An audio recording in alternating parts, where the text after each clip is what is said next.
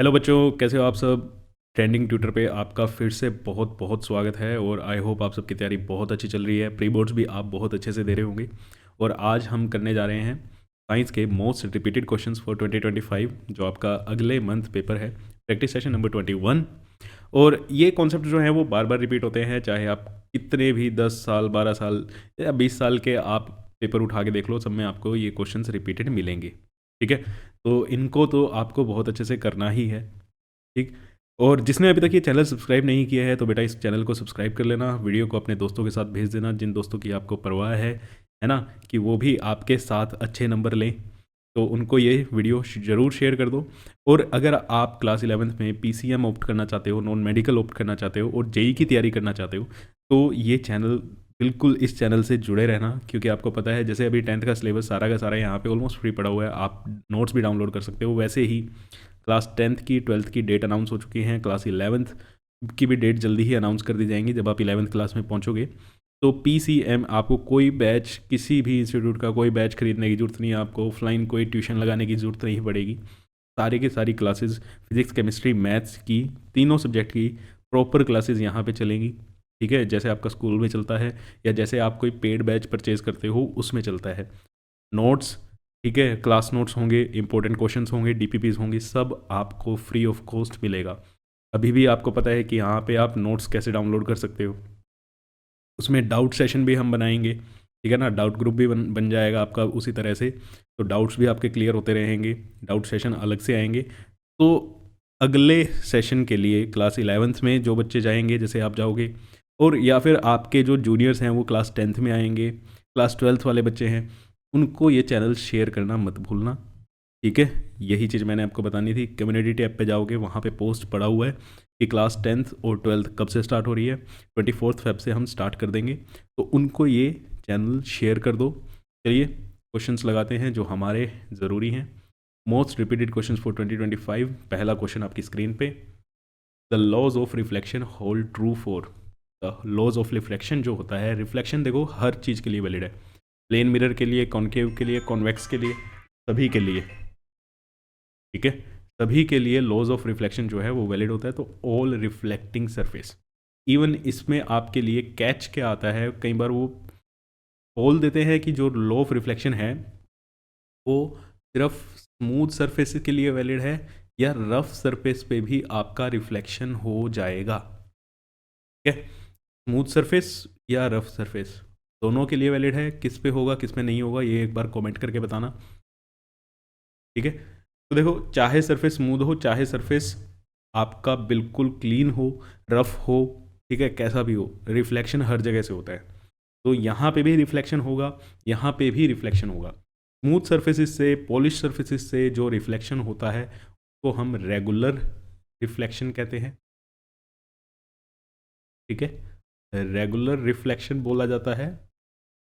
और जो आपका रफ सरफेसिस से जो रिफ्लेक्शन होता है वो डिफ्यूज्ड रिफ्लेक्शन बोला जाता है। ठीक है, डिफ्यूज्ड या इरेगुलर। क्लियर है। तो यहाँ पे तो मिरर के केस में पूछा हुआ था कि plane mirror, concave mirror, convex mirror किस पे लगेंगे, सभी पे लगते हैं। इवन आपसे सरफेस की टर्म्स में भी अगर पूछ ले कि स्मूथ सरफेस के लिए ही वैलिड होते हैं या रफ सरफेस के लिए भी वैलिड होते हैं, तो देखो ऑल काइंड ऑफ सरफेसेस के लिए वैलिड होते हैं लॉज ऑफ रिफ्लेक्शन। ठीक है, तो स्मूथ सरफेस पे जो रिफ्लेक्शन होता है रेगुलर, रफ पे जो होता है डिफ्यूज्ड या इरेगुलर। बस इसी अभी के लिए आपको इतना ही जानने की ज़रूरत है। ओके, चलो next question. When an object is kept with in the focus of A concave mirror, concave mirror के फोकस पे जब आप कोई ऑब्जेक्ट रखते हो तो एक इनलार्ज इमेज बनती है। ठीक है, फोकस पे यहाँ पे अगर हम कोई ऑब्जेक्ट रख देते हैं तो एक एनलार्ज इमेज हमारी बनती हुई दिखाई देती है। ये इमेज कैसी होती है, अब सीधी खड़ी हुई है तो ये इरेक्ट है, और इरेक्ट इमेज कैसी होती है, वर्चुअल। तो ऑप्शन क्या लग गया हमारा, option number D, virtual and erect. ठीक है, क्वेश्चन नंबर 3। तो ये ग्राफ प्लॉट किया हुआ है, ठीक है, वी वर्सेस आई वी का ग्राफ है ये। ठीक है, अब इसमें बहुत बच्चे कंफ्यूज हो जाते हैं। आई वी का ग्राफ है, जो आपने एनसीईआरटी में पढ़ा है वो वी आई ग्राफ है, ठीक है। यहाँ पे है R3, R1, R2। देखो R1, R2, R3 कौन सा रेजिस्टेंस ज़्यादा है हमें ये बताना है। तो रेजिस्टेंस ग्राफिकली हमें एक कॉन्सेप्ट पता है कि अगर हमें ग्राफ से रेजिस्टेंस की वैल्यू निकालनी है, graphically resistance is given by slope of graph. Resistance कैसे निकाला जाता है? स्लोप से। स्लोप ऑफ जो भी आपको कर्व दी हुई है उस कर्व की स्लोप आपको रेजिस्टेंस की वैल्यू देगी। अब स्लोप कैसे निकाली जाती है? स्लोप निकाली जाती है टेन थीटा से। जिसका थीटा ज़्यादा होगा उसका रेजिस्टेंस ज़्यादा होगा, बट ध्यान ये रखना जो थीटा है, जो एंगल है, is measured from I axis. Current axis से आपको मेजर करना है, ठीक है। तो करंट एक्सिस से अगर हमें मेजर करना है तो ये थीटा 3 हुआ थर्ड वाली लाइन के लिए, R3 के लिए। ये यहाँ तक थीटा 1 R1 के लिए, और ये इतना यहाँ पे क्या हुआ R2 के लिए। तो एंगल सबसे ज़्यादा थीटा 2 है यहाँ पे, है ना भाई। थीटा 2 सबसे ज़्यादा है, उसके बाद थीटा 1 और उसके बाद थीटा 3। तो रेजिस्टेंस भी R2 वाला क्या होगा? सबसे ज़्यादा होगा, उसके बाद R1 और उसके बाद R3, ठीक है। तो ये ऑप्शन हमें, ऑप्शन नंबर डी। तो कॉन्सेप्ट यहाँ पे यही था कि आपको जो एंगल मेजर करना है वो एंगल कहाँ से मेजर करना है बेटा? एंगल मेजर करना है आपको आई एक्सिस से। ये आई वी ग्राफ है, जनरली आपने बुक में या स्कूल में जो देखा होगा वो वी आई ग्राफ होता है। उसमें हम अगर ये R1 है, ये R2 है, तो R2 ग्रेटर है R1 से, ठीक है। एंगल हमने इस बार आई एक्सिस से मेजर किया है। एंगल हमेशा आई एक्सिस से मेजर करना है, ये चीज़ आप नोट कर लेना। Assertion reasoning. Alloys are commonly used in electrical heating device like electric iron and heater. Alloys का यूज़ किया जाता है, मेटल का यूज़, प्योर मेटल का हम यूज़ नहीं करते, मेटल के alloys का हम यूज़ करते हैं। का रीज़न दिया हुआ है, resistivity of an alloy is generally higher than that of its constituent metal. बिल्कुल सही बात है, रेजिस्टिविटी ज़्यादा होती है, but the alloys have low melting point. नहीं, ये मेल्टिंग पॉइंट वाली बात गलत है। अगर मेल्टिंग पॉइंट लो होगा तो हम हीटिंग डिवाइसेस में क्यों यूज़ करेंगे? हीट होने के कारण लो मेल्टिंग पॉइंट है तो वो वैसे ही मेल्ट हो जाएगा, तो ये तो कोई सेंस नहीं बनती यहाँ पे। तो यहाँ पे हमारा रीज़न गलत है, असर्शन ट्रू है, ठीक है। हम क्या लिखेंगे? A is true but R is false. A ठीक है, आर गलत है, ओके। चलो next question, again assertion reasoning का ही है। The deflection of a compass needle placed near a current carrying wire decreases when the magnitude of electric current in the wire increases. मतलब deflection जो हुई वो कम हो जाएगी अगर आप करंट को बढ़ा देते हो। ऐसा तो नहीं होता। पोस्टेड एक्सपेरिमेंट से हमें ये पता चला था कि अगर हम करंट की वैल्यू बढ़ाते हैं तो हमारी डिफ्लेक्शन भी क्या होगी बेटा? बढ़ेगी। डिफ्लेक्शन जो होगी निडल में वो ज़्यादा होगी। ये हमें ओस्टेड एक्सपेरिमेंट से पता चला था। तो यहाँ पे ए तो फॉल्स है, वो कह रहे हैं कि करंट अगर आप बढ़ाओगे तो वायर में जो कंपस निडल है, सॉरी, उसकी डिफ्लेक्शन जो होगी वो कम हो जाएगी। नहीं, तो ए इज फॉल्स।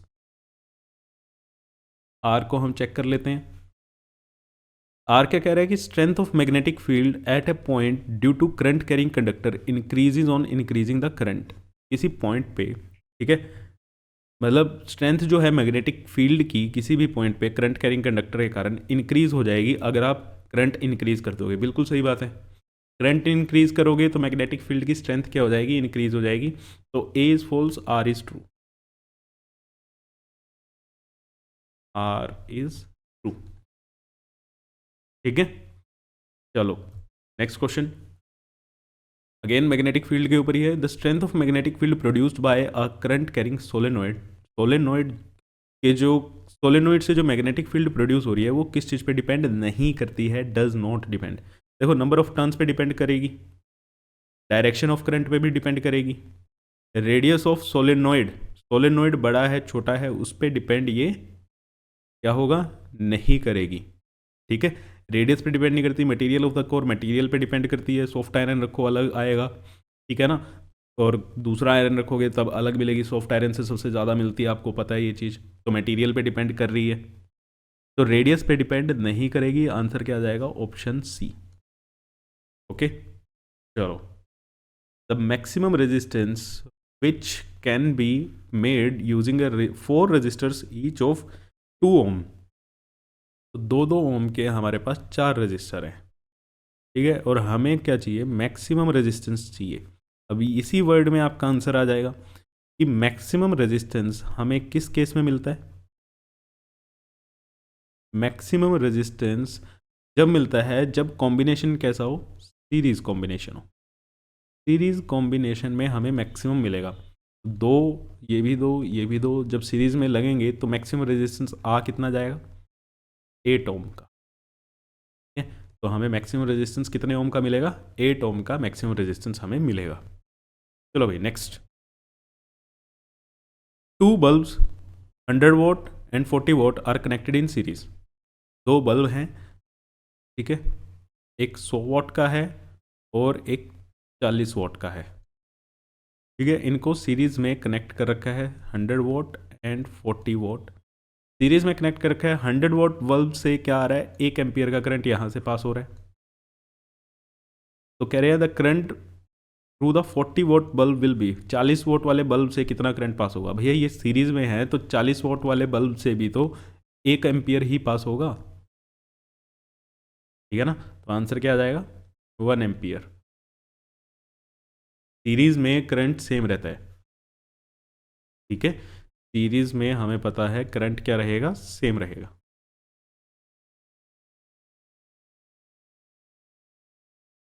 चलो next, in electrolysis of water, अब ये 2-2 नंबर वाले क्वेश्चन है।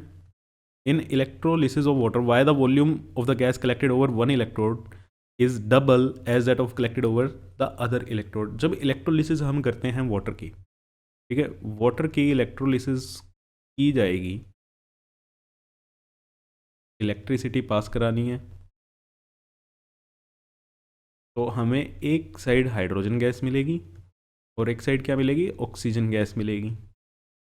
अब बैलेंस करने के लिए यहाँ पे 2 आ जाएगा तो यहाँ पे भी 2, तो हम देख ही रहे हैं कि इधर हमें 2 मोल मिल रहे हैं और इधर हमें कितने मोल मिल रहे हैं, 1, ठीक है, तो यहाँ पे सीधा सीधा सा दिखाई दे तो रहा है कि हाइड्रोजन के जो मोल हैं वो ज़्यादा मिल रहे हैं, तो ये रीज़न है कि हाइड्रोजन एक साइड ज़्यादा होती है, ठीक है। अब मेरे को जल्दी से ये कमेंट करके बता दो कि हाइड्रोजन कौन से इलेक्ट्रोड पे मिलेगी, कैथोड पे या एनोड पे।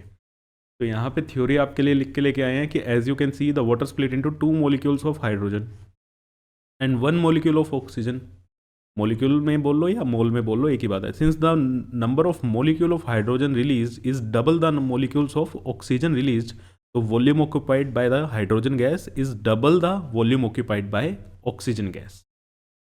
क्लियर? चलो next question, which of the following listed metals can displace zinc from its salt solution, give reason for your answer with a chemical equation. Copper, lead, magnesium या silver में से कौन zinc को उसके salt solution से displace कर, ठीक है, तो हमें पता है कि मैग्नीशियम सबसे ऊपर आता है, मैग्नीशियम, फिर जिंक का नंबर आएगा, फिर किसका नंबर आएगा, जल्दी से बताओ, कॉपर, लेड, सिल्वर। यहाँ से देखने से साफ पता चल रहा है कि जिंक के ऊपर कौन है, मैग्नीशियम है, तो सिर्फ मैग्नीशियम ही डिस्प्लेस कर पाएगा। तो रीज़न क्या हो गया कि कॉपर, लेड और सिल्वर की रिएक्टिविटी कम है, so only magnesium can displace. लिख देते हैं only magnesium can displace zinc, ठीक है। और इसके हमें जो रीज़न देना है वो एक केमिकल इक्वेशन के साथ देनी है। केमिकल इक्वेशन लिख देते हैं जिसमें मैग्नीशियम जिंक को डिस्प्लेस कर रहा हो, प्लस ZnSO4 जिंक का सोल्ट, और इसमें हमें क्या मिल जाएगा, MgSO4 और आपका जिंक मेटल अलग हो जाएगा। तो ये आपकी रिएक्शन होगी, इनकी रिएक्टिविटी क्या है, कम है। ठीक है, तो इसलिए ये जिंक को डिस्प्लेस नहीं कर पाएंगे। Okay, next question, the reaction of a metal X with Fe2O3 is highly exothermic and used to join railway tracks. यहीं से आपको हिंट मिल गई कि क्या है वो, थर्माइट रिएक्शन। ठीक है, में क्या हो रही है, ये थर्माइट रिएक्शन हमारी यहाँ पे हो रही है। थर्माइट रिएक्शन में जो X होगा, कौन सा मेटल रिएक्ट करता है Fe2O3 के साथ, X प्लस Fe2O3। तो ये X क्या होगा हमारा, एल्यूमिनियम, है ना। Aluminium plus Fe2O3 gives Al2O3 plus Fe। ये लिक्विड में मिलेगा, मोल्टन स्टेट में ये आपको मिलेगा, क्योंकि रिएक्शन इतनी ज़्यादा हाईली एक्सोथर्मिक होती है कि आयरन जो होता है वो मेल्ट हो जाता है, और इसीलिए इसको रेलवे ट्रैक्स पे जॉइंट्स को फिल करने के लिए इस्तेमाल किया जाता है। थर्माइट रिएक्शन ये आपसे पूछी थी, बहुत बार पूछी जाती है। ठीक है, हर दूसरे तीसरे पेपर में ये आती है। Write a balanced chemical equation for the reaction, hydrogen sulphide burns in air to give water and sulphur dioxide. तो हाइड्रोजन सल्फाइड फॉर्मूला क्या होगा, H2S burns in air. Air में बर्न किसके साथ होगा, ऑक्सीजन के साथ। क्या मिलेगा आपको, water and sulphur dioxide, 2O plus SO2। ठीक है, तो यहाँ पे ये लिक्विड स्टेट में रहेगा, ये गैसीय स्टेट में रहेगी आपकी, ऑक्सीजन आपकी गैसीय स्टेट में है, हाइड्रोजन सल्फाइड गैस। तो बैलेंस कर लेना, बैलेंस यहाँ पे 2 हाइड्रोजन, ऑक्सीजन यहाँ पे 3 है। तो चलो यहाँ पे ये क्या हो गया 6, और यहाँ पे 2, ये भी क्या हो गया 2। लो जी, रिएक्शन आपकी अब ये बैलेंस हो गई। ठीक है, नेक्स्ट है barium chloride react with aqueous zinc sulphate. Barium chloride BaCl2 reacts with zinc sulfate ZnSO4 gives zinc chloride ZnCl2 plus barium sulphate BaSO4। चलो, ये हमारी रिएक्शन होगी। इसमें ज़्यादा बैलेंस करने की कोई ज़रूरत नहीं है, सब कुछ ही बैलेंस्ड है। ठीक है, next, differentiate between the saprotrophic and parasitic nutrition. Saprotroph और पैरासाइट में क्या डिफरेंस होता है, क्या क्या चीज़ें। देखो, पैरासाइट तो होस्ट पे वर्क करते हैं, लिविंग पे ही, और सेप्रोट्रोपिक जो होता है, सेप्रोट्रोप होते हैं वो आपके क्या करते हैं, डेड और डिकेइंग मैटर पे एक्ट करते हैं। तो ये यहाँ पे लिखा हुआ है। सेप्रोफाइट्स और पैरासाइट्स, जो सेप्रोफाइट्स होते हैं वो डेड एंड डिकेइंग ऑर्गेनिजम्स पे फीड करते हैं, और जो पैरासाइट्स होते हैं वो लिविंग ऑर्गेनिजम्स पे फीड करते हैं, जिन्हें हम क्या बोलते हैं, होस्ट। ठीक है, सेप्रोफाइट्स क्या करते हैं, अब इनका डाइजेशन क्या होगा, बाहर ही होगा। ये स्पेशल कुछ एंजाइम सीक्रेट करते हैं डेड एंड डिकेइंग मैटर पे, वो वहाँ पे उनको डाइजेस्ट करके फिर अपनी बॉडी में ये इंटेक कर लेते हैं। अब ये यहाँ पे पैरासाइट ऐसा कुछ नहीं करते, वो होस्ट पे बैठते हैं और वहीं से क्या करते हैं, एंजाइम्स लेते हैं, और इनके अंदर ही क्या होगा, डाइजेशन होगा, बॉडी के अंदर ही डाइजेशन होगा। ठीक है, तो इनके एग्जाम्पल प्लाज्मोडियम, लाइस, फ्लीज, माइट्स, टिक, राउंड वॉर्म्स। और जबकि पैरासाइट्स जो होते हैं, मशरूम हो गई, यीस्ट हो गई, ब्रेड मोल्ड हो गया। अच्छा, मेरे को ये बताना, कस्क्यूटा ये किस कैटेगरी में आएगा, ये इधर या इधर। ठीक है, सेप्रोफाइट है या पैरासाइट है। ठीक है, कई बार पूछा जाता है ये। चलो, next, what are the method used by plant to get rid of the excretory product. अब एक्सक्रीशन की प्रोसेस प्लांट्स में कैसे होती है। ठीक है, एक्सक्रीशन की प्रोसेस प्लांट्स में कैसी होती है, तो गैसेज हैं वो डिफ्यूजन से बाहर निकल जाएगी। ठीक है, वाटर है, ट्रांसपीरेशन हो जाएगा।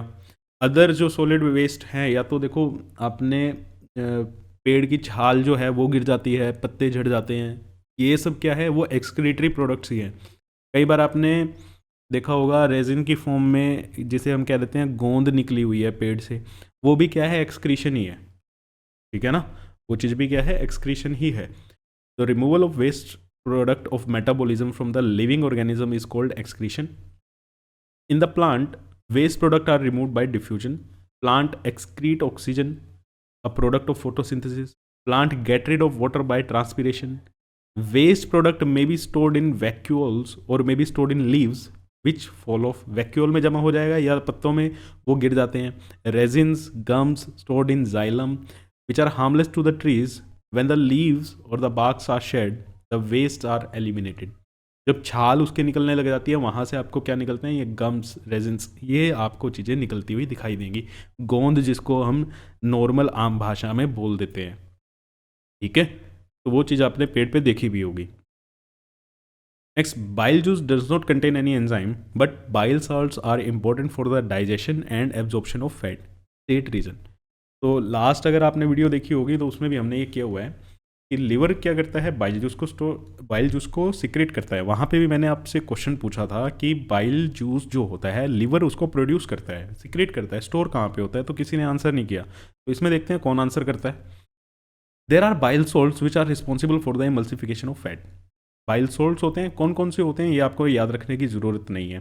तो इमल्सिफिकेशन ऑफ फैट क्या होता है कि फैट्स का छोटे छोटे फैट ग्लोब्यूल्स में ब्रेक डाउन हो जाना, ठीक है। तो जब ये फैट्स टूट जाएंगे फिर ये फाइनली किस में कन्वर्ट हो जाते हैं, फैटी एसिड में, जो कौन कन्वर्ट करता है, लाइपेज, ठीक है। जो आपके इंटेस्टाइनल जूस में लाइपेज एंजाइम जो प्रेजेंट होता है वो फैट्स को बाइल जूस ने छोटे छोटे पार्ट्स में कर दिए, फैट को, उन छोटे छोटे फैट्स को लाइपेज ने फैटी एसिड में कन्वर्ट कर दिया, ठीक है। तो ये काम यहाँ पे चलता है, फैट्स का ब्रेकडाउन ऐसे होता है, क्लियर। लेकिन बाइल जूस के अंदर कोई भी एंजाइम नहीं होता, बस ये इंपॉर्टेंट चीज़ थी। चलो, what is the dominant trait with respect to height in a plant, तो टॉलनेस, गिव टू एग्जाम्पल, ठीक है। एग्जाम्पल आप मेरे को दो, मैंने आपको बता दिया है, ठीक है। In pea plant dominate trait is regarding height is tallness. और भी क्या क्या डोमिनेटिंग ट्रेट्स होती हैं, ठीक है ना। 7 कैरेक्टर्स को स्टडी किया था मेंडल ने, कितने कैरेक्टर्स को स्टडी किया गया था, 7 कैरेक्टर्स को स्टडी किया गया था। उनमें से कौन सी डोमिनेटिंग होती है, आप उसका एग्जाम्पल कमेंट सेक्शन में लिख दो, ठीक है ना। कौन कौन सी, येलो डोमिनेटिंग है या ग्रीन डोमिनेटिंग है, ठीक है, राउंड है, रिंकल्ड है, ऐसे आपने 7 कैरेक्टर्स को याद रखा होगा। चलो, trace the sequence of event through a reflex arc occur when the bright light is focused on your eyes। तो रिफ्लेक्स एक्शन, जब एकदम चमक आपकी आंखों में आ जाती है तो आपको, ठीक है ना, एक ही दम आपकी आंखें बंद हो जाती हैं, तो उसका जो है ट्रेस करना है, सीक्वेंस ऑफ इवेंट्स हमें लिखना है। तो when the bright light is focused on the eye, photo receptor generate electrical impulses and pass it to sensory neurons. ये देखो, ये सब कुछ लिख के आना पड़ेगा, ठीक है। और आपको सिंपल सिंपल आप ये भी दिखा सकते हो, पाथवे दिखा दो कि कैसे काम हो रहा है। जैसे आंखों में हमारे फोटो रिसेप्टर्स हैं, आंखों में क्या हैं, फोटो रिसेप्टर्स, जो हमारी आईज में प्रेजेंट हैं। उनके ऊपर क्या आएगा, स्टिमुलस आएगा। स्टिमुलस क्या है, आपकी ब्राइट लाइट, ठीक है। फिर ये आगे किसको मैसेज देंगे, सेंसरी न्यूरॉन को।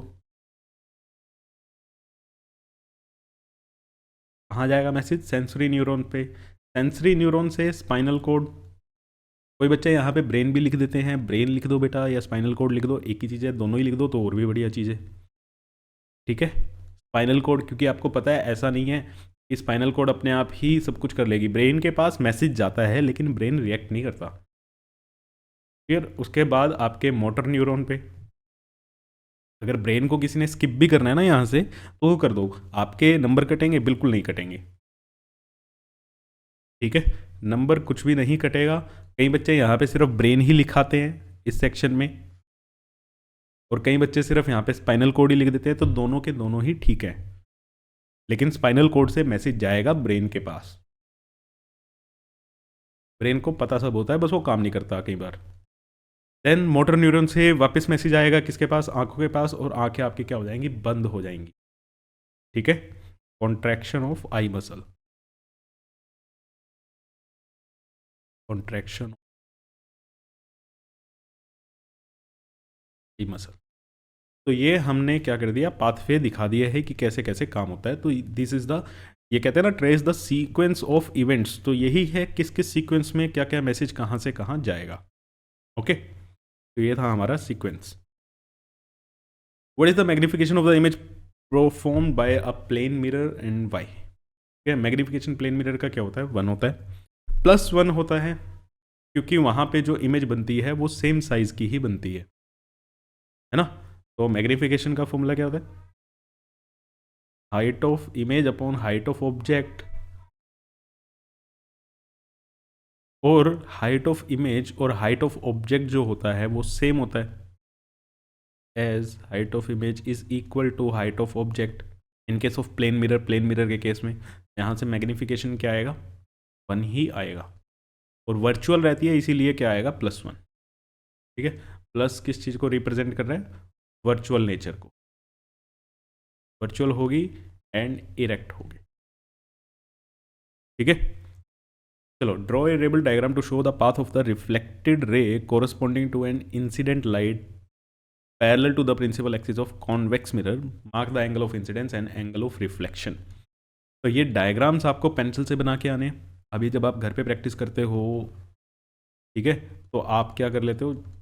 पेन से जल्दी जल्दी बना लेते हो। आप सैम्पल पेपर भी अगर टाइम बाउंडेशन में लगा रहे हो तो आप उसमें भी क्या कर रहे हो? पेन से बना रहे हो। कई बच्चे अभी भी ऐसी गलती कर रहे हैं, लेकिन पेंसिल से बनाने हैं। जब आप पेंसिल से बनाओगे तो आपका टाइम ज़्यादा कंज्यूम होगा, तो वहाँ पे असली पता चलता है कि आप कितना पेपर अटैम्प्ट कर पा रहे हो। तो ये पैरेलल रे आई। अब ये कॉन्वेक्स मिरर है, ठीक है, कॉन्वेक्स है तो ये डाइवर्ज करेगा, ये रे को इधर भेज देगा। अब यहाँ पे हमें क्या करना है? यहाँ पे हमें क्या करना है भाई? हमें इसका क्या दिखाना है? एंगल आई और एंगल आर दिखाना है। अब एंगल आई और एंगल आर दिखाने के लिए लॉज ऑफ रिफ्लेक्शन के, अगर ये इंसिडेंट रे है, ये हमारा क्या होगा? यहाँ पे point of incidence, red colour से मार्क कर देते हैं। ये क्या है हमारा यहाँ पे? Point of incidence.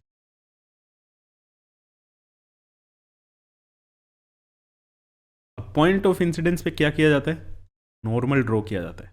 Point of incidence पे क्या करते हैं? नॉर्मल ड्रॉ करते हैं। और ये स्फेरिकल मिरर है। स्फेरिकल मिरर में कभी भी आप नॉर्मल ड्रॉ करोगे तो वो उसके सेंटर से पास करेगा। मान लो यहाँ पे कहीं पे इसका सेंटर होगा, तो जो नॉर्मल होगा, नॉर्मल हमेशा कहाँ से पास करता है बेटा?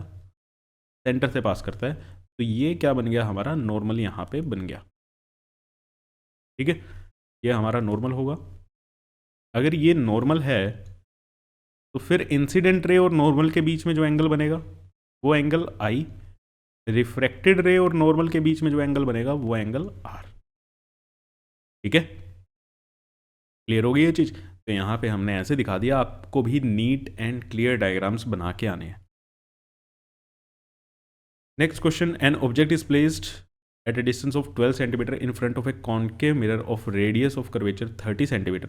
List the characteristics of image formed by the mirror. चलो, न्यूमेरिकल भी है और कैरेक्टरिस्टिक्स भी दिखानी है।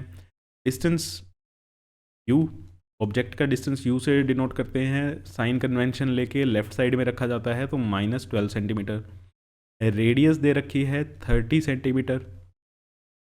और मिरर कौन सा है हमारा? कॉनकेव मिरर है। मिरर कौन सा है? कॉनकेव मिरर है। कॉनकेव मिरर की जो फोकल लेंथ होगी r/2 तो होगी, लेकिन वो कैसी होगी? नेगेटिव होगी। तो -15 सेंटीमीटर हमारी यहाँ पे क्या आ गई? फोकल लेंथ आ गई। अब मिरर फॉर्मूला लगा लेंगे। मिरर फॉर्मूला क्या बोलता है? 1/f is equal to 1/v plus 1/, यहाँ से -1/15, और ये माइनस माइनस इधर आके क्या हो जाएगा? Plus 1/12 is equal to 1/v। तो यहाँ से 60 हमारा एलसीएम आ गया। -4 + 5 इक्वल टू 1/v। तो यहाँ से v की वैल्यू कितनी आ गई? +60। v की वैल्यू यहाँ से कितनी आ गई? +60। मतलब v जो है, इमेज जो है, वो लेंस के राइट साइड में बन रही है, पीछे की तरफ बन रही है। कॉनकेव मिरर जब इमेज पीछे की तरफ बनाएगा तो वो कैसी होगी बेटा? वो वर्चुअल होगी, इरेक्ट होगी, है ना, मैग्नीफाइड होगी। मैग्नीफिकेशन अगर आप इसका निकाल के देखोगे, मैग्नीफिकेशन -v/u, तो -60/-12, तो ये कितना आया? 5। और वो भी प्लस का साइन क्या बता रहा है? वर्चुअल है, इरेक्ट है। ठीक है, तो कैरेक्टरिस्टिक अगर हम लिखें इमेज की, तो इमेज पहली बात तो कहाँ बनी है? Behind the mirror. इमेज कहाँ है? Behind the mirror. कैसी है? वर्चुअल है। वर्चुअल है तो इरेक्ट भी होगी और मैग्नीफाइड भी है, ठीक है ना। ऑब्जेक्ट से काफ़ी बड़ी भी बन रही है मैग्नीफाइड। तो ये हमारा आंसर हो गया इसमें। कुछ इमेज की कैरेक्टरिस्टिक्स हमने ये लिख दी, चार की चार कैरेक्टरिस्टिक क्या है। चलो next question. Two magnetic field lines do not intersect each other why. दो मैग्नेटिक फील्ड लाइंस कभी भी एक दूसरे को इंटरसेक्ट नहीं करती है। क्यों नहीं करती? कि भैया अगर कर गई तो क्या होगा, जिस पॉइंट पे की है, पॉइंट ऑफ इंटरसेक्शन पे अगर आप एक कंपास रखोगे तो कंपास की दो डायरेक्शन आएंगी, विच इज़ नॉट पॉसिबल, ठीक है। Because at the point of intersection, because at the point of intersection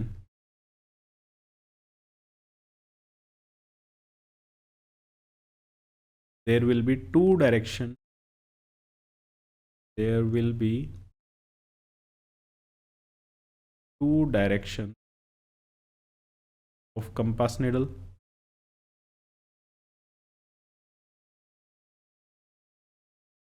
which is not possible, which is not possible, जो कि पॉसिबल ही नहीं है। आप एक ही टाइम पे दो दो जगह कैसे देख सकते हो? How is uniform magnetic field in a given region represented? Draw your diagram.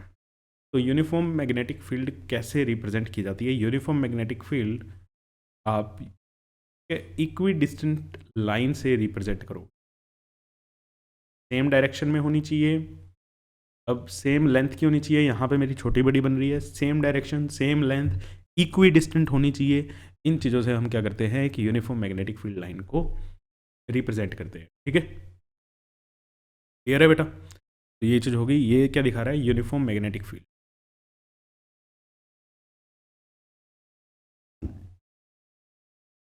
चलो मैग्नेटिक फील्ड को बी से लिखते हैं। State the property utilized in graphite in making electrode. Graphite की कौन सी प्रॉपर्टी यूज़ की जाती है जब हम उसको इलेक्ट्रोड बनाते हैं? पीवीसी क्यों चढ़ाई जाती है इलेक्ट्रिक वायर्स के ऊपर? और मेटल्स को बेल बनाने में जो यूज़ करते हैं उसमें हम कौन सी प्रॉपर्टी का यूज़ किया जाता है? चलो ग्रेफाइट की कौन सी प्रॉपर्टी यूज़ करेंगे अगर हमें इलेक्ट्रोड बनाने हैं? इलेक्ट्रोड मतलब करंट पास कराना है, तो करंट पास कराना है तो क्या होता है? Graphite is making electrode because it is a good conductor of electricity. Simple से धीरे धीरे। ग्रेफाइट में क्यों होता है? आपने दोनों पढ़े हुए हैं, डायमंड का भी स्ट्रक्चर पड़ा हुआ है, ग्रेफाइट का भी स्ट्रक्चर पड़ा हुआ है। ग्रेफाइट एक गुड कंडक्टर क्यों है? Because it has free electrons, has free electrons, free electrons हैं इसीलिए गुड कंडक्टर हैं। और इसी प्रॉपर्टी का यूज़ करके हम इसको क्या बनाते हैं? इलेक्ट्रोड्स के लिए यूज़ किया जाता है। Electric wires are coated with PVC या रबर जैसे मटेरियल से हम कोट करते हैं। क्यों? क्या? ताकि उनको इंसुलेट किया जा सके। अब रबर जो होता है या पीवीसी जो होती है वो करंट को पास नहीं होने देते, वो एक इंसुलेटर की तरह काम करते हैं। जो हमारी वायर्स है वो कंडक्टर्स होती हैं, उनके अंदर से करंट चल रहा होता है। अगर उनको इंसुलेट नहीं किया और बाय चांस किसी ने टच कर लिया तो उसको शॉक लग सकता है ना। तो इसीलिए उनको इंसुलेट करना ज़रूरी है और इंसुलेशन के लिए हम पीवीसी या रबर जैसे मटेरियल्स का यूज़ करते हैं। ओके नेक्स्ट है बेल्स बनाने के लिए, स्ट्रिंग्स बनाने के लिए कौन सी प्रॉपर्टी यूज़ की जाती है? सोनोरस, है ना। Metals are sonorous, sound producing होते हैं। सोनोरिटी मतलब साउंड प्रोड्यूसिंग।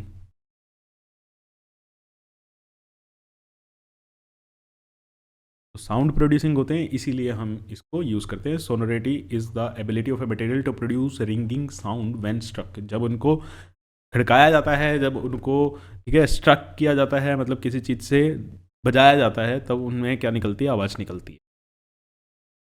चलो an ore on treatment with dilute HCl gives a brisk एफरवेरेंस।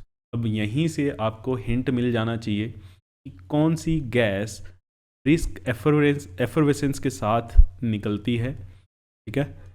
Brisk effervescence, ये छोटी छोटी चीज़ें ही बहुत ध्यान देने की होती हैं। वो कौन सी गैस होती है? CO2।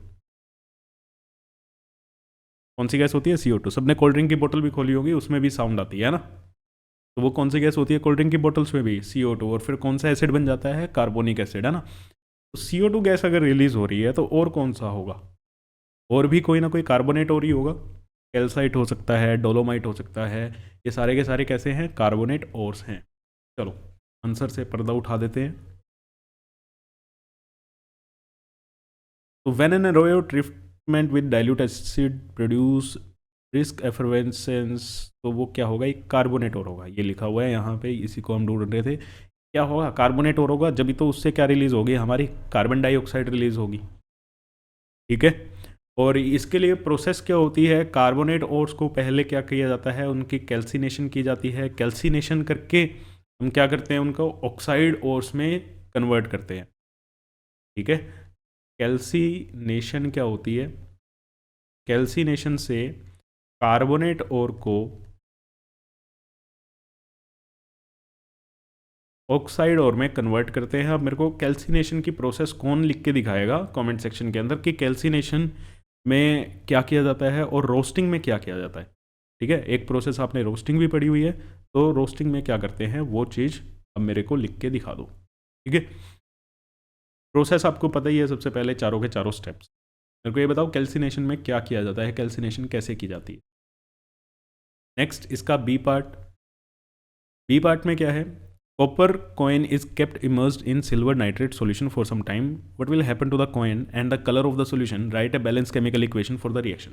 तो कॉपर का कोई कॉइन सिल्वर नाइट्रेट सॉल्यूशन में आपने डिप करा दिया है, AgNO3। अब AgNO3 एक कलरलेस सॉल्यूशन है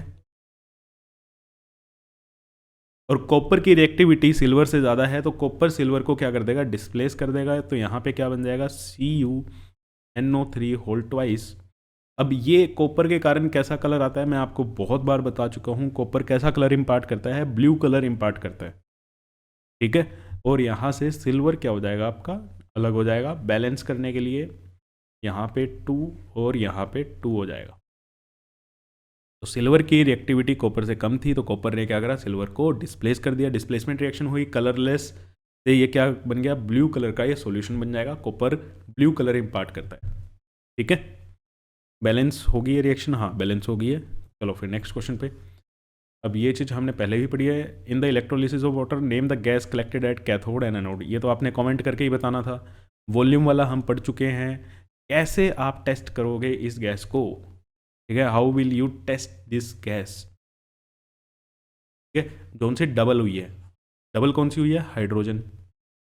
डबल कौन सी हुई है? हाइड्रोजन। हाइड्रोजन के इसके टेस्टिंग कैसे की जाती है? हाइड्रोजन गैस की टेस्टिंग कैसे की जाएगी? एक बर्निंग स्प्लिंटर से, है ना। एक बर्निंग स्प्लिंटर का आप यूज़ करोगे, माचिस का यूज़ कर लो, कैंडल का यूज़ कर लो, बर्निंग होनी चाहिए। तो क्या होगा? Hydrogen gas Burns with pop sound. Burns with pop sound. Pop sound के साथ क्या होगी? ये बर्न होगी। ठीक है, चलो differentiate between photosynthesis and respiration. Photosynthesis और रेस्पिरेशन, पर्दा उठा देते हैं और रीड कर लेते हैं क्या है। के दिमाग में आंसर आने भी स्टार्ट हो गए होंगे। तो फोटोसिंथेसिस में सबसे पहले बात क्या होती है? ये फूड बनाने की प्रोसेस होती है। सिर्फ और सिर्फ ग्रीन प्लांट्स में होंगी, जिन्हें हम ऑटोट्रॉप्स कहते हैं। उनके अंदर क्लोरोफिल होता है, ये सब चीज़ें। रेस्पिरेशन, हर एक लिविंग ऑर्गेनिज्म में रेस्पिरेशन होती है। रेस्पिरेशन नहीं होएगी, एनर्जी नहीं निकलेगी, कोई भी लिविंग ऑर्गेनिज्म काम नहीं कर पाएगा। ठीक है, it requires presence of sunlight. Sunlight की प्रेजेंस में होती है। यहाँ पे ऐसा कुछ चाहिए ही नहीं। ठीक है, does not require. The process takes place in chloroplast. ये क्लोरोप्लास्ट में होती है, ये माइटोकॉन्ड्रिया में होती है। सबसे इंपॉर्टेंट चीज़ ये आपसे MCQ में भी पूछा जा सकता है कि रेस्पिरेशन की जो प्रोसेस होती है वो कहाँ होती है? कहाँ पे होती है? माइटोकॉन्ड्रिया में। ये एक एनाबॉलिक प्रोसेस है, ये एक कैटाबॉलिक प्रोसेस है। इसका क्या मतलब है? एनाबॉलिक प्रोसेस वो होती है जिसमें छोटे छोटे मॉलिक्यूल से एक बड़ा मॉलिक्यूल आपका बिल्ड होता है। ठीक है, कैटाबॉलिक प्रोसेस क्या होती है? जिसमें एक बड़ा मॉलिक्यूल छोटे छोटे मॉलिक्यूल्स में क्या होता है? ब्रेक डाउन होता है। तो इन प्रोसेस को हम क्या कहते हैं? कैटाबॉलिक। अब रेस्पिरेशन कैटाबॉलिक कैसे है? रेस्पिरेशन में जो आपका फूड था, ग्लूकोज था, वही तो फिर उसमें कार्बोहाइड्रेट था, ठीक है, वो ग्लूकोज में कन्वर्ट हो गया और फिर आपको और ग्लूकोज से फिर आपको टूट के क्या मिल रही है, एनर्जी मिल रही है। ग्लूकोज भी आगे फर्दर किस में कन्वर्ट हो जाएगा, कार्बन डाइऑक्साइड में, वाटर में, और आपको एनर्जी देगा। तो एक मॉलिक्यूल टूट रहा है, जिसमें मॉलिक्यूल टूटता है वो कैटाबोलिक है, जिसमें मॉलिक्यूल बनता है वो एनाबोलिक है। ठीक है, it is an endothermic reaction. ये एंडोथर्मिक है क्योंकि इसमें सनलाइट की एनर्जी हमें चाहिए। ये एक एक्सोथर्मिक है, इससे हमें एनर्जी मिल रही है ना। ग्लूकोज का जब ब्रेकडाउन होगा, रेस्पिरेशन होगा, तो वहाँ से हमें एटीपी की फॉर्म में एनर्जी मिलती है। तो एनर्जी मिल रही है, तो ये एक्सोथर्मिक प्रोसेस है। ठीक है बेटा, चलो next question. How is oxygen and carbon dioxide exchange between the blood and tissue, how are the gases transported in the human beings, what is haemoglobin. ये हमने लास्ट जो बायो का किया था, लाइफ प्रोसेस वाला रिपीटेड क्वेश्चंस किए थे, उसमें भी किया था, है ना। तो देख लो बार बार आ ही जाता है। तो ऑक्सीजन और कार्बन डाइऑक्साइड जो है वो कहाँ पे लिखा हुआ है, एल्वियोली, कैपिलरीज ऑफ एल्वियोली में क्या हो जाती हैं, एक्सचेंज हो जाती हैं। ठीक है, ऑक्सीजन कहाँ से कहाँ मूव करती है, ब्लड से टिश्यू की तरफ। कार्बन डाइऑक्साइड कहाँ से मूव करती है, टिश्यू से ब्लड की तरफ मूव करती है। Difference in the partial pressure के कारण जो कहाँ पे हो रहा होता है, एल्वियोली में। एल्वियोली क्या होती है, फंक्शनल यूनिट होती है। किसकी होती है, कमेंट करके बता दो। ठीक है, how are the gases transported in the human beings. Transport कौन करता है गैसेज को, ब्लड। तो ऑक्सीजन जो है ब्लड में एंटर कर जाती है लंग से, कार्बन डाइऑक्साइड बाहर निकल जाती है। तो बेसिकली ब्लड से हमारा क्या होता है, सारा का सारा काम होता है, ब्लड ट्रांसपोर्टेशन का काम करता है। हेमोग्लोबिन क्या है, एक रेस्पिरेटरी पिगमेंट है। ठीक है ना, हेमोग्लोबिन क्या है, एक रेस्पिरेटरी पिगमेंट है, प्रोटीन से बना होता है, रेड कलर का होता है। रेड कलर का किस लिए होता है, आयरन के कारण होता है। तो ये सब चीज़ें आपको पता है। हेमोग्लोबिन क्या होता है, एक रेस्पिरेटरी पिगमेंट है। चलो नेक्स्ट क्वेश्चन। ये चीज़ भी हमने लास्ट लेक्चर में भी की थी। Give us schematic diagram of the pathway of breakdown of glucose. Glucose एक कार्बन का मॉलिक्यूल होता है, साइटोप्लाज्म के अंदर उसका ब्रेकडाउन होता है, पायरुवेट में जो 3 कार्बन मॉलिक्यूल में बदलता है। यहाँ पे इस पर टिक लगा लो भैया। ठीक है, साइटोप्लाज्म में ग्लूकोज क्या होता है, 6 कार्बन मॉलिक्यूल से 3 कार्बन मॉलिक्यूल मीन्स पायरुवेट में कन्वर्ट होता है। और आगे डिपेंड करेगा कि कैसी कंडीशंस हैं। हमारे पास ऑक्सीजन अच्छी खासी है तो माइटोकॉन्ड्रिया के अंदर क्या होगा, आपको एनर्जी मिल जाएगी, इसकी रिएक्शन होएगी। अगर थोड़ी कम है तो मसल सेल्स में क्या बन जाता है, लैक्टिक एसिड बन जाता है, जिससे हमारे मसल क्रैम्प्स होते हैं।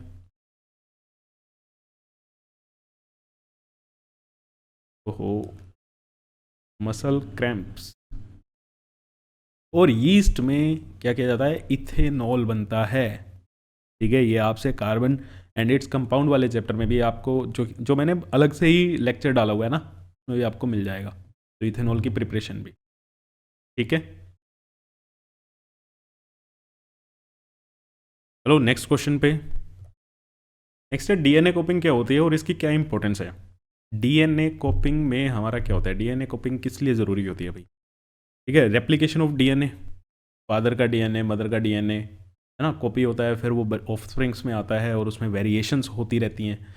तो वेरिएशन के लिए बहुत ज़्यादा ज़रूरी है DNA replication. DNA copying is otherwise known as DNA replication, which is the process of producing 2 identical copies of DNA from 1 original DNA. एक डीएनए की 2 कॉपीज बन जाएंगी। ठीक है, आपने पढ़ा है हमारे जो सेल्स होते हैं, हमारी बॉडी में जितने भी सेल्स होते हैं वो सारे के सारे कैसे होते हैं बेटा, डाइप्लॉइड होते हैं। हमारी बॉडी में सारे के सारे सेल्स कैसे होते हैं, डाइप्लॉइड होते हैं। एक सेल हैप्लॉइड होता है। कौन से होते हैं, कमेंट करके बता दो। ठीक है, तो डीएनए कोपिंग अब क्यों ज़रूरी होती है। डीएनए कोपिंग की इसलिए ज़रूरी होती है क्योंकि it generates variation during sexual reproduction which leads to evolution. Evolution आपके सिलेबस से कट चुका है। ठीक है, तो डीएनए कोपिंग बेसिकली यही ज़रूरी होती है क्योंकि इससे वेरिएशंस आती हैं। वेरिएशंस के कारण फिर हमें अडेप्टेशन में बहुत हेल्प मिलती है। क्लियर, आगे आने वाली जो जनरेशन्स हैं वो क्लाइमेटिक कंडीशंस जैसे चेंज हो रही है तो उनको अडेप्ट करने में बहुत क्या मिलती है, हेल्प मिलती है। ठीक है, चलो next question. Give reason for the following traits acquired during the life time of an individual are not inherited. देखो आपके जीवन के दौरान जब आप कुछ चीज़ें बाहर से भी सीखते हो, है ना, तो सारी की सारी चीज़ें आपको इनहेरिटेंस में तो नहीं मिलती। नॉलेज है आप लाइफ टाइम में अपनी एक्वायर कर रहे हो, आपको ये नहीं है कि पेरेंट्स से ही मिली हुई है। तो जब लाइफ टाइम में आप चीज़ें सीखते हो वो चीज़ें हमारे इनहेरिटेड ट्रेट्स में नहीं आती। ठीक है। और सारे के सारे ह्यूमन बींग्स क्या करते हैं, सिंगल स्पीशीज से बिलोंग करते हैं। ऐसा क्यों है, वेरिएशन का क्या रीज़न है, चलो ये आपके सामने सब कुछ लिखा हुआ है। जो हमारे जर्म सेल हैं, सेक्सुअली प्रोड्यूसिंग पॉपुलेशन इस स्पेशलाइज्ड टिश्यूज़ जो होते हैं, रिप्रोडक्टिव टिश्यूज से हमारे काम कर रहे होते हैं। Change in non reproductive tissue on an account of acquired traits can not be passed on to the DNA of germ cell. ये रीज़न है कि हमारी जो ट्रेट्स जो हम लाइफ टाइम में सीख रहे होते हैं, ठीक है ना, वो इनहेरिटेड नहीं होती। कि जो हमने लाइफ टाइम में सीखा वो नॉन रिप्रोडक्टिव सेल्स जो थे उनने जो ट्रेड्स एक्वायर की वो हम डीएनए के जर्म सेल्स में नहीं भेज सकते। तो जब वो डीएनए के पास नहीं जाएंगी, ठीक है ना, तो आगे वो पास ऑन भी नहीं होंगी, आगे वो इनहेरिटेंस में भी नहीं जाएंगी। तो ये चीज़ होती है कि जो ट्रेड्स आप लाइफ टाइम में सीखते हो वो एक्वायर्ड ट्रेड्स होती हैं, वो इनहेरिटेड नहीं हो सकती, क्योंकि जो नॉन रिप्रोडक्टिव टिश्यूज़ हैं उनसे आपकी इंफॉर्मेशन जर्म सेल्स तक नहीं पहुंचाई जा सकती। क्लियर। नेक्स्ट है, सारे के सारे ह्यूमन बींग सिंगल स्पीशीज से बिलोंग करते हैं। कौन सी स्पीशीज होती है, होमोसेपियंस। क्यों होती है, क्यों होती है भाई, क्योंकि हम क्या कर सकते हैं, देखो हमारे अंदर इंटरब्रीड करने की कैपेबिलिटी है। ठीक है, हमारे अंदर क्या है, इंटरब्रीड करने की कैपेबिलिटी है, बस यही रीज़न है। येट देखो अलग अलग कलर के हो सकते हैं, अलग अलग हाइट हो सकती है, फीचर्स अलग अलग हो सकते हैं, लेकिन सारे के सारे होमोसेपियंस हैं as they can interbreed amongst themselves and reproduce offspring that are similar to parent exhibiting parental feature and are normal। बिल्कुल नॉर्मल होते हैं हमारी तरह। ठीक है, हम ही होमोसेपियंस ही हैं, तो बच्चे भी कैसे होंगे, हमारी तरह ही होंगे। इंटरब्रीड है, आप किसी और से भी मेट कर लो, ठीक है, जो आपसे अलग दिखता है, तब भी क्या होंगे, नॉर्मल बच्चे ही होंगे। Variation keeps on accumulating during the reproduction and do not disappear in the next generation. अब वेरिएशन जो होता है वो इकट्ठे ही होता रहता है ना, वो ख़त्म नहीं होता, एक जनरेशन से दूसरी जनरेशन पे चला गया तो ऐसा नहीं हो जाएगा वेरिएशन कम होता चला जाएगा, बल्कि एक्यूमुलेट होता जा जाएगा और ज़्यादा इकट्ठा होता रहता है। ऐसा क्यों होता है, तो variation keeps accumulating during the reproduction and does not अब disappear in the next generation because the process of sexual reproduction where genetic material come from the two parents. भैया वेरिएशन आ कैसे रहा है, डीएनए से वेरिएशन आ रहा है, DNA आ कहाँ से रहा है, डीएनए कहाँ से आएगा भाई, मेल से और फीमेल से। ठीक है, मेल से और फीमेल से डीएनए आता है, तो इनमें भी क्या होता है, इन दोनों की अपनी कैरेक्टरिस्टिक्स क्या होती हैं, अलग अलग होती हैं, तो इनके अंदर क्या हो जाएगा, वेरिएशन आएगा। फिर आगे जब नेक्स्ट जनरेशन में होगा, एक मेल से एक फीमेल से, उनकी कैरेक्टरिस्टिक अलग होंगी, फिर वेरिएशन आएगा। तो वेरिएशन एक जनरेशन से दूसरी जनरेशन पे ख़त्म नहीं होता, बल्कि और इकट्ठा होता जाता है। ठीक है, it is a matter of chance whether a couple will have a male child और फीमेल चाइल्ड। देखो मेल चाइल्ड और फीमेल चाइल्ड 50-50% चांस हो सकते हैं, चांस हो क्या सकते हैं, होते ही हैं, 50-50% चांस होते हैं कि जो ऑफस्प्रिंग होगा, जो बेबी होगा, वो एक मेल चाइल्ड भी हो सकता है, एक फीमेल भी हो सकता है, बेबी बॉय भी हो सकता है, बेबी गर्ल भी हो सकती है। तो इस चीज़ पे डिपेंड किस पे करता है, डिपेंड कर रहा होता है मेल क्रोमोजोम पे।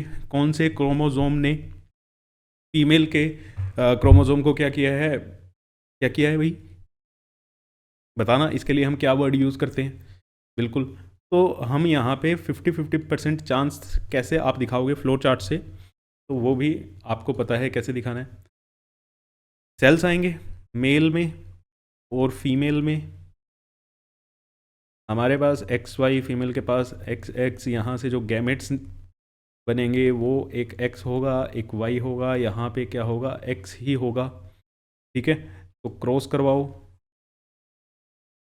X X X Y, यहाँ पे X X X X Y X Y। ठीक है, तो X X जो है और X Y जो है, इनकी रेशो क्या है, 2:1:1। तो 50-50% चांस हो गए हमारे कि जो ऑफस्प्रिंग है वो लड़का भी हो सकता है या वो लड़की भी हो सकती है। ठीक है बेटा, और डिपेंड किस पे कर रहे हैं, मेल पे। डिपेंड किस पे करता है, मेल पे। चलो next question, name the type of the mirror use in the design of a solar furnace, explain how high temperature can be achieved by this device. तो सोलर फर्नेस में आपका कौन सा मिरर यूज़ करते हो, plane mirror भी use कर सकते हो, कॉन्केव भी यूज़ कर सकते हो। जनरली कॉन्केव किया जाता है क्योंकि वो एक कन्वर्जिंग मिरर होता है, उससे टेम्परेचर बहुत ज़्यादा हाई आप पहुंचा सकते हो, 3500 डिग्री सेल्सियस तक का आप टेम्परेचर पहुंचा सकते हो। ठीक है। पैरेलल और देखो प्लेन और कॉनकेव में कौन सा प्रेफर्ड है, कॉनकेव प्रेफर्ड होता है क्योंकि ये कन्वर्ज कर देगा, ज़्यादा रेज को ये क्या कर सकता है, कन्वर्ज कर सकता है। ओके, चलो भाई next question, list the property of the image formed by the convex mirror, draw a ray diagram to spot your answer. Concave mirror कैसी इमेज बनाता है? कॉनकेव मिरर से जो इमेज बनती है वो हमेशा ही क्या होती है, वर्चुअल होती है, इरेक्ट होती है, सीधी होती है, एंड स्मॉल साइज की होती है, स्मॉलर देन ऑब्जेक्ट। डिमिनिश बोलना है आप डिमिनिश बोल सकते हो। तो इसके लिए हमें डायग्राम भी बना के दिखाना है। डायग्राम अगेन मैं कह रहा हूँ पेंसिल से स्केल से बनाने की हैबिट डाल लेना, फंस जाओगे नहीं तो, फंस क्या जाओगे, टाइम आपका ज़्यादा लग जाएगा। तो एक तो ये हो गया।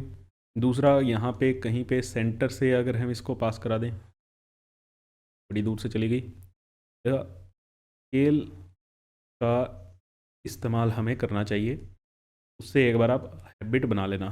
तो इसको जब हम पीछे एक्सटेंड करेंगे, ये यहाँ से जाएगी, यहाँ पे हमारी क्या बन रही है, इमेज। तो इमेज छोटे साइज़ की है, ठीक है। तो ये चीज़ हमने दिखा दिया, हमने रे डायग्राम भी बना दिया। चलो भाई, तो यहाँ पे कह रहे हैं जो मैग्नीफिकेशन प्रोड्यूस हुआ है किसी मिरर से, और वो मिरर कैसा है, स्फेरिकल मिरर है, वो +3 है। इस वैल्यू को एनालाइज करो और स्टेट करो कि मिरर कौन सा था, कहाँ पे हमारा ऑब्जेक्ट रखा होगा, रे डायग्राम भी बना के दिखा दो इस केस के लिए। तो मैग्नीफिकेशन की वैल्यू आ रही है +3, प्लस बता रहा है कि इमेज कैसी है, वर्चुअल है एंड डायरेक्ट है। वैल्यू 1 से ज़्यादा है तो वो बता रही है कि मैग्नीफाइड भी है। वैल्यू मैग्नीफाइड है मतलब इमेज मैग्नीफाइड है, बड़ी बना रहा है। तो हमें तो दो ही मिरर पता है, कॉनकेव और कॉन्वेक्स। अब कॉन्वेक्स का हमने पीछे क्वेश्चन किया, कॉन्वेक्स हमेशा ऑब्जेक्ट से छोटी इमेज बना रहा है। अगर कॉन्वेक्स छोटी बना रहा है तो ये कौन होगा, कॉनकेव। तो मिरर कौन सा हो गया हमारा, कॉनकेव मिरर हो गया। अब कॉनकेव मिरर में वर्चुअल इमेज आपको कहाँ पे मिलती है, जब आपका ऑब्जेक्ट जो होता है between focus and pole, focus और पोल के बीच में रखा होता है ना। इसके लिए रे डायग्राम, चलो फिर से बनाते हैं रे डायग्राम। हमारा फोकस हो गया, ये पोल हो गया, यहाँ पे हमारी side object.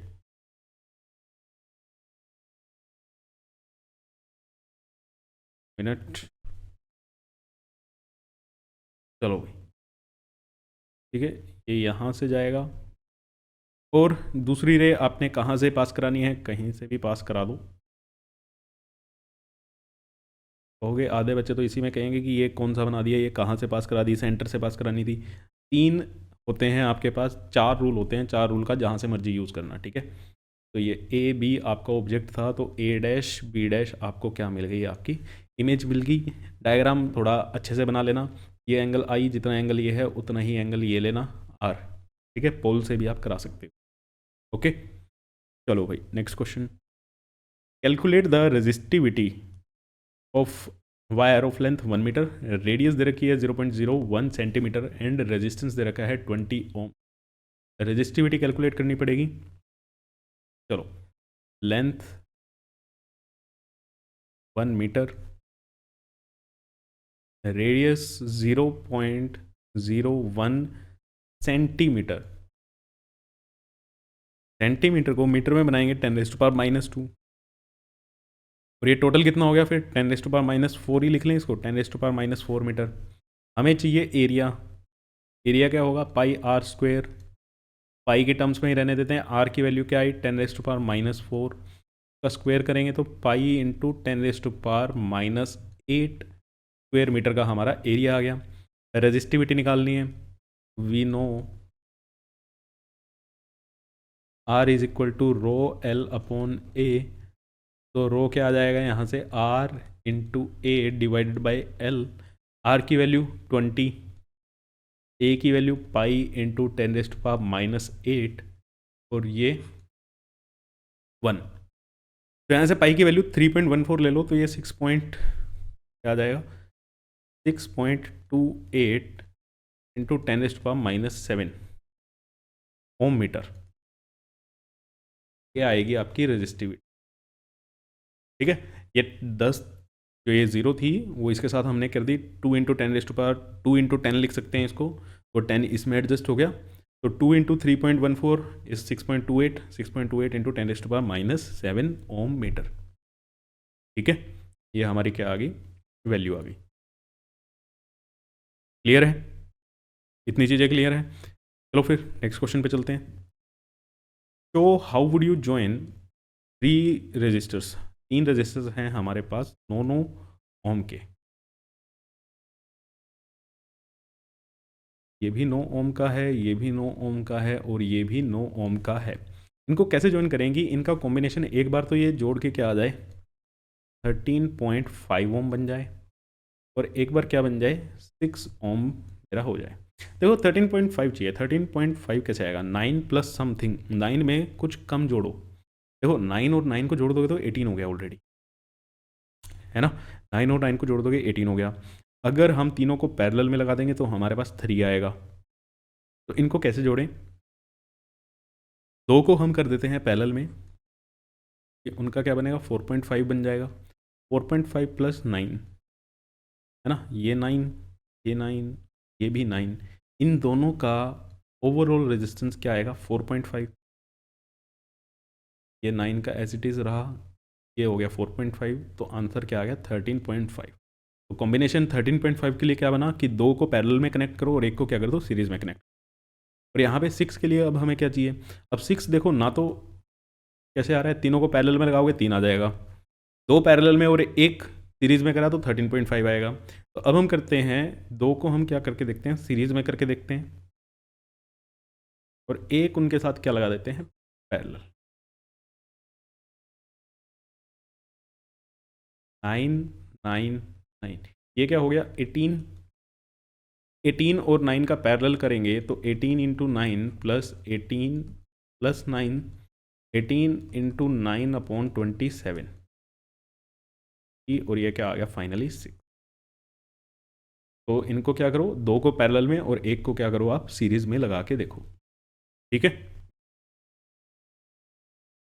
Explain the use of electric fuse, electric fuse का इस्तेमाल कहाँ किया जाता है भैया, इलेक्ट्रिक फ्यूज़ क्या डिवाइस होता है, एक सेफ्टी डिवाइस होता है, ठीक है, सीरीज में लगाया जाता है आपके मीटर पे, क्यों, ताकि एक्सेस करंट आ जाए तो क्या हो जाएगा, ये मेल्ट हो जाए, तो इसका मेल्टिंग पॉइंट भी क्या होना चाहिए, लो होना चाहिए। An electric fuse is a safety device which is use to limit the current in a electric circuit. The use of the use of fuse safeguards the circuit and appliances connected in that circuit from being damaged, damage ना हो आपके appliances, इसलिए लगाया जाता है। What type of material, किस material का use किया जाता है, एलोए का फ्यूज़ होता है, और जनरली वो एलोए किसका होता है, लेड और टिन का। ठीक है, use in making material of fuse because it has low melting point. Fuse की सबसे इंपॉर्टेंट कैरेक्टरिस्टिक क्या होनी चाहिए, मेल्टिंग पॉइंट किसका होना चाहिए, लो होना चाहिए, और रेजिस्टिविटी क्या होनी चाहिए, हाई होनी चाहिए। ठीक है, फ्यूज़ का मेल्टिंग पॉइंट लो होना चाहिए ताकि इजीली ये मेल्ट हो जाए अगर करंट ज़्यादा आ जाए। अब करंट ज़्यादा आएगा, हीट ज़्यादा प्रोड्यूस होनी चाहिए तभी मेल्ट होएगा, हीट ज़्यादा प्रोड्यूस होने के लिए जो रेजिस्टिविटी है वो कैसी होनी चाहिए, हाई होनी चाहिए। रेजिस्टिविटी क्या होनी चाहिए, हाई होनी चाहिए। ठीक है, next, two lamps, one rated 100 watt 220 volt, other rated 60 watt 220 volt are connected in parallel to electric main supply. Find the current drawn by the two bulb if from the line if the supply voltage is 220 volt. Okay, तो diagram बना लेते हैं इसका पहले। एक bulb है हमारे पास 100 vote का 220, और दूसरा है 60 वोट का और वो भी 220। 100 वोट 220 सप्लाई पे, ये 60 वोट 220 सप्लाई पे, और इन दोनों को एक मेन से जोड़ा गया है जिस पे भी सप्लाई कितनी आ रही है, 220 वोट की हमारी सप्लाई आ रही है। कह रहे हैं करंट कितना होगा, भैया इस सर्किट में इनका कुछ ना कुछ तो रेजिस्टेंस होगा। अब रेजिस्टेंस पता होगा तभी हम करंट निकाल सकते हैं। हमारे पास वोल्टेज है, V की वैल्यू है हमारे पास 220, I हमें निकालना है, तो V is equal to I R अगर हमें पता चल जाए तो हम I निकाल लेंगे। तो R कैसे निकालें, अब इनका पावर रिलेशन हमें पता है, P is equal to V square by R होता है, तो यहाँ से आर की वैल्यू क्या आ जाएगी, वी स्क्वेयर बाय पी। तो पहले वाले के लिए आर कितना आएगा, वी 220 इंटू 220 डिवाइडेड बाय 100। एक ज़ीरो से ये गई, एक ज़ीरो से ये गई, 22 का स्क्वायर कितना हो जाएगा, 484। ठीक है, तो आर क्या आ गया, 484। दूसरे के लिए आर क्या आएगा, 220 इंटू 220 डिवाइडेड बाय 60। तो ये कितना आया, 4840 डिवाइडेड बाय 6। ये दोनों पैरेलल में हैं, तो इनका आर इक्विवेलेंट निकाल लेते हैं पैरेलल में। 1/484 प्लस ये क्या हो जाएगा, 6/4840। नेक्स्ट पेज पे चलते हैं। तो इनका एलसीएम क्या आएगा, एलसीएम आएगा 4840, 10 प्लस 6, ये आया 16/4840। तो यहाँ से आर इक्विवेलेंट क्या आ गया हमारा, 4840 डिवाइडेड बाई 6। तो हमें चाहिए आई, सप्लाई से कितना करंट जा रहा है, I is equal to V by R. Supply है हमारी 220 वोल्ट की, आर की वैल्यू 4840, 16 ऊपर चला जाएगा, तो एक ज़ीरो से ये गई, इससे ये कितना हुआ 22। तो ये क्या आ गया, 8/11। ठीक है, करंट कितना ड्रॉ हुआ, 8/11 एम्पियर। पॉइंट्स में निकालोगे 0.7 के आसपास ये आ जाएगा, ये हमारा हो गया। ठीक है, क्लियर है। चलो next question. What happens when the bundle of a soft iron is placed inside the coil of a solenoid carrying steady current? Name the device obtained. Why it is called so? तो भैया जब आप solenoid के अंदर soft iron रखोगे, ठीक है ना, जैसे ये आपका सोलेनोइड है,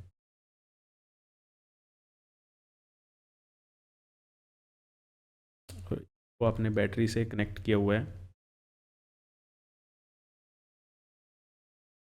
इसके अंदर अगर आप कोई सॉफ्ट आयरन की कोर रख दो, वायर्स रख दो, तो ये क्या हो जाएगी, मैग्नेटाइज हो जाएगी। क्या हो जाएगी, मैग्नेटाइज हो जाएगी। सिंपल सा आंसर है, इट गेट्स मैग्नेटाइज्ड।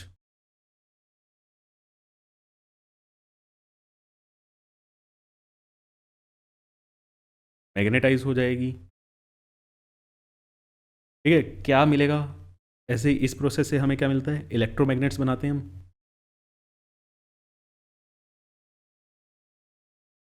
इलेक्ट्रोमैग्नेट्स बनाते हैं। अब इनको इलेक्ट्रोमैग्नेट क्यों कहा जाता है, क्योंकि भैया ये जब तक ही मैग्नेट की तरह काम करेंगे जब तक इनमें से करंट पास करा रहे हो, सोलेनोइड से करंट पास होता रहेगा तो ही। ठीक है, तो it behaves as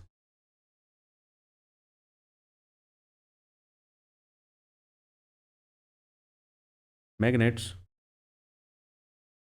only when current passes through solenoid. Current passes through solenoid. Draw the magnetic field line inside the current carrying solenoid. What does this pattern of magnetic field line indicate? Oh.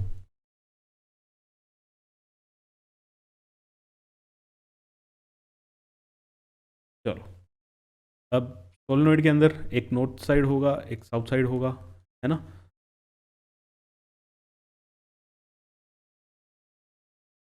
कुछ ऐसा pattern रहेगा, अगर ये north है तो यहाँ से निकलती हुई दिखाई देंगी, यहाँ पे एंटर होती हुई दिखाई देंगी। और ये जो पैटर्न रहता है ये यूनिफॉर्म मैग्नेटिक फील्ड का पैटर्न रहता है। ठीक है, क्या रिप्रेजेंट करता है ये, uniform magnetic field. Uniform magnetic field के लिए पहले भी हम बात कर चुके हैं, लाइंस की लेंथ भी सेम होनी चाहिए और ये इक्विडिस्टेंस होनी चाहिए, पैरेलल होनी चाहिए।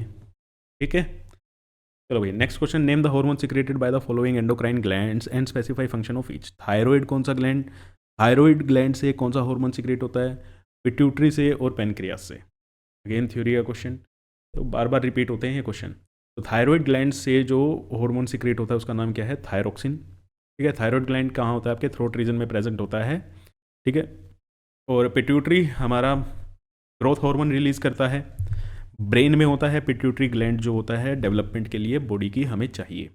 पैनक्रियाज क्या करता है? पैनक्रियाज आपका इंसुलिन, पैनक्रियाज किसको सीक्रेट करता है? इंसुलिन को, जो हमारे ब्लड शुगर लेवल को मेंटेन करके रखता है।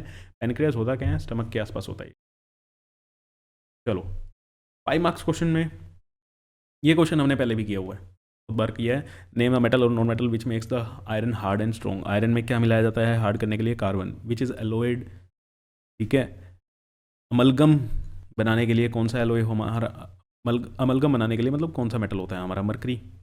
Hg which is used to galvanize iron article, zinc whose article exposed to air form black coating, silver। ठीक है, ये क्वेश्चन हमने बहुत बार किया हुआ है पहले भी। चलो next, a metal E is stored under kerosene oil. ये क्वेश्चन भी हमने किया। ठीक है, a metal E is stored under kerosene oil. Kerosene oil में कौन कौन सा मेटल रखे जाते हैं? पहली बात तो ये। ठीक है, तो मेटल ई हमारा कैरोसिन ऑयल में रखा जाता है। तो कैरोसिन ऑयल में सोडियम भी रखा जाता है बेटा, पोटेशियम भी रखा जाता है। When a small piece of it left open in air, it catches fire. When the product is dissolved in water, it turns red litmus blue. Metal oxides कैसे होते हैं? मेटल ऑक्साइड्स बेसिक नेचर के होते हैं। Basic क्या करते हैं? Base क्या करता है? रेड लिटमस को ब्लू में कन्वर्ट कर देता है। ओके, नेम द मेटल ई। तो मेटल ई, और कोई हमें हिंट नहीं दिया। हमने लास्ट टाइम जो हमने क्वेश्चन किया था ऐसा, उसमें क्या था कि मेटल ई जो इन्होंने डिस्क्राइब किया हुआ है उसकी एक और प्रॉपर्टी दी हुई थी कि वो कॉमन सोल्ट में होता है। यहाँ पे ऐसा कुछ नहीं दिया। अगर ऐसा कुछ नहीं दिया तो आप दोनों केसेस लेके चलोगे। सोडियम भी हो सकता है या पोटेशियम भी हो सकता है, दोनों के दोनों को कैरोसिन ऑयल में रखा जाता है। ठीक है, और दोनों के दोनों ही आग पकड़ लेते हैं। दोनों के दोनों मेटल हैं, इनके ऑक्साइड भी क्या होंगे? बेसिक नेचर के होंगे। तो मेटल ई या तो सोडियम हो सकता है या फिर क्या हो सकता है? पोटेशियम हो सकता है। Write the chemical reaction for the reaction when it is expose to air. Air से एक्सपोज करोगे तो आपका क्या बनाएगा? ये एयर से एक्सपोज करने पे सोडियम ये बनाएगा भाई, और पोटेशियम K2O बनाएगा। And when the product is dissolve in water, इसको जब आप वाटर में डिजोल्व करोगे तो यहाँ से आपको NaOH मिलेगा। इसको आप वाटर में डिजोल्व करोगे तो यहाँ से आपको KOH मिलेगा। Explain the process by which metal is obtained from its molten chloride. Electrolysis.